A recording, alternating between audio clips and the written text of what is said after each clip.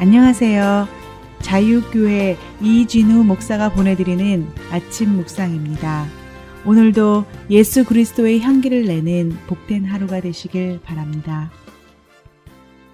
12월 7일 월요일 아침 묵상입니다. 오늘은 교회의 위기 어떻게 바라봐야 하나라는 제목으로 사무엘하 21장 1절로 4절의 말씀 묵상합니다.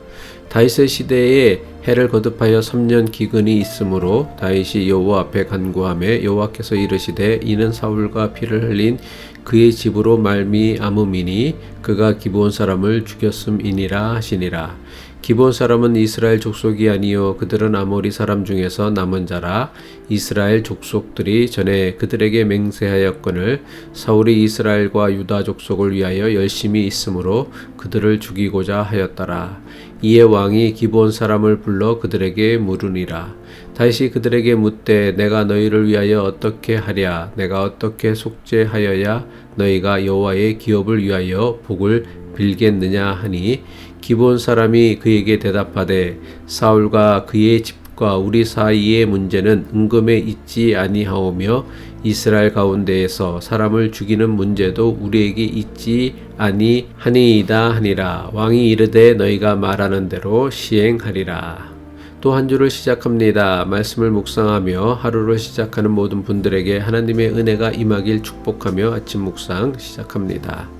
비록 이스라엘이 가나안 기브온 족속에 속아 언약을 맺었다고는 하지만 저들은 서로 맺은 언약을 지키며 400년을 평화롭게 지내왔습니다. 하지만 이스라엘의 왕으로 추대받은 사울은 이스라엘과 유다 족속을 위한다는 명분을 앞세워 기브온 족속을 멸절하려고 했습니다. 이스라엘 백성들 역시 자신들에게 더 많은 이익을 안겨다 준다는 이유로 기브온 족속을 쫓아내는 일에 적극적으로 동참했습니다. 하나님께서는 하나님의 이름으로 맺은 언약을 깨고 기브온 족속을 멸절하려는 사울과 이스라엘 백성들의 행위를 악하게 여기셨습니다. 하나님께서는 함부로 언약을 깨뜨린 이스라엘 땅에 연이은 3년의 흉년을 겪게 하셨습니다.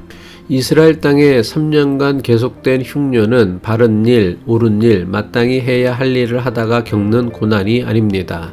잘못한 것을 깨닫고 회개하여 생각과 행동을 바꾸길 원하시는 하나님의 징계입니다.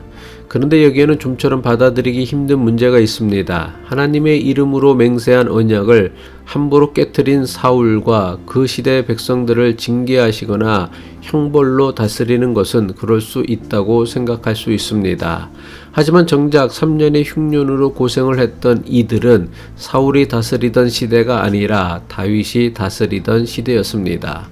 여호수아와 기브온 사람들이 맺은 언약은 400년도 더 오래전에 맺은 언약이었습니다. 그리고 그 언약을 깬 사람은 사울이었습니다. 잘못은 사울이 했는데 징계는 다윗이 받아야 했고 다윗이 다스리는 백성들이 감당해야 했습니다. 하나님께서는 사울 시대에 벌어진 죄에 대해 다윗과 다윗 시대의 백성들에게 책임을 물으시고 징계하십니다. 여러분은 이 사실이 아무런 의문도 없이 잘 받아들여집니까? 저는 좀처럼 이해하고 받아들이기 힘들었습니다. 하나님께서는 사울이 행한 기브온 사람들에 대한 학살을 단지 사울이 져야 할 책임으로만 여기지 않으셨습니다. 하나님께서는 이것을 이스라엘 공동체 전체가 감당해야 할 책임이라 여기신 것입니다. 하나님께서는 왜 사울이 기브온 사람들에게 저지른 학살의 책임을 다윗과 다윗이 다스리는 백성들에게 물으시는 것일까요? 하나님께서는 왜 사울이 저지른 잘못을 이스라엘 공동체 전체가 감당해야 할 책임이라고 여기신 것일까요? 앞서도 말씀을 드렸지만 기브온 사람들과 맺은 언약은 이스라엘 사람이라면 누구나 알고 있는 언약이었습니다. 그런데 사울이 이 언약을 깨뜨렸습니다. 이스라엘 백성들은 어떻게 해야 합니까? 반대해야 합니다. 그런데 아무도 반대하지 않았습니다. 하나님의 이름으로 맺은 언약을 깨뜨리는데도 백성들은 오직 자신들이 누릴 더 많은 이익에만 관심이 있었습니다. 그래서 모든 이스라엘 백성들이 침묵했습니다. 불의에 저항하지 않는 침묵은 불의에 대한 암묵적인 천성입니다. 개인적으로 저는 이스라엘이 겪었던 계속되는 3년의 흉년은 불의에 대해 침묵했던 이스라엘 공동체 전체에 대해 하나님께서 징계하신 것으로 생각합니다. 마틴 루터 킹 목사님은 불의에 대한 침묵에 대해 이렇게 말했습니다. 이 사회적 전환기의 최대 비극은 악한 사람들의 거친 아우성이 아니라 선한 사람들의 소름 끼치는 침묵이다. 하나님께서는 사울이 깨트린 언약에 대한 책임을 사울과 그의 가문에만 묻지 않으셨습니다. 3년의 흉년이라는 재앙을 통해 이스라엘 모든 백성을 징계하셨습니다. 이것이 사울의 죄와 그의 죄에 대해 침묵하였던 이스라엘 백성들의 죄에 대하여 책임을 물으시는 하나님의 방법이십니다. 1970년 독일 빌리 브란트 총리가 유대인 위령탑 앞에서 무릎을 꿇고 독일 나치 정권이 저지른 유대인 학살에 대해 사과했습니다. 이후 해마다 독일 총리들은 독일 나치 정권이 저지른 유대인 학살에 대해 사과하고 있습니다. 유대인 학살은 빌리 브란트 총리나 메르켈 총리가 저지른 일이 아닙니다. 이 모든 것은 히틀러가 이끄는 나치 정권에 의해 저질러진 죄입니다. 하지만 독일 총리와 독일 공동체는 수십 년 전 히틀러와 나치 정권이 저지른 죄에 대한 책임을 자청합니다.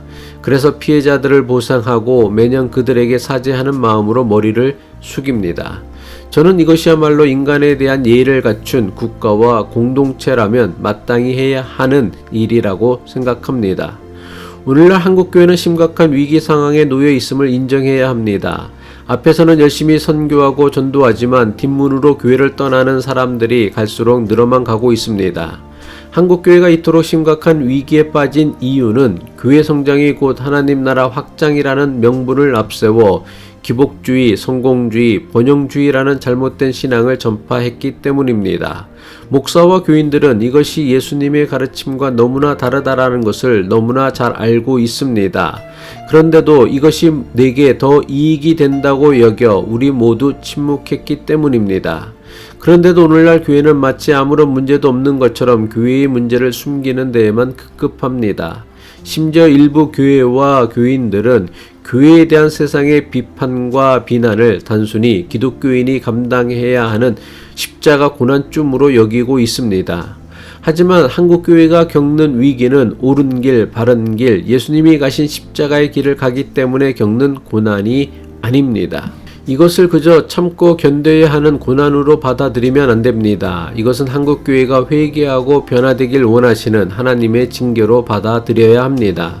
하나님의 징계에서 벗어나는 유일한 길은 문제의 원인을 깨닫고 용서를 빌고 회개하는 것입니다. 작금의 한국교회와 이민교회에 가장 필요한 영성은 회개의 영성입니다. 신앙을 바꾸고 교회를 바꾸는 철저한 개혁과 갱신이 있어야 합니다. 그렇지 않으면 교회의 미래는 없다고 해도 조금도 지나치지 않을 것입니다. 기도하겠습니다. 공의 하나님, 하나님을 위하고 교회를 위한다는 명분을 앞세운 잘못된 열심이 우리의 신앙에도 있음을 발견하게 하옵소서. 이스라엘이 겪은 위기가 저들이 자초한 위기였던 것처럼 우리가 겪는 교회의 위기 역시 목사와 교인들의 잘못된 열심 때문에 자초한 위기임을 깨닫게 하옵소서. 예수 그리스도의 이름으로 기도합니다.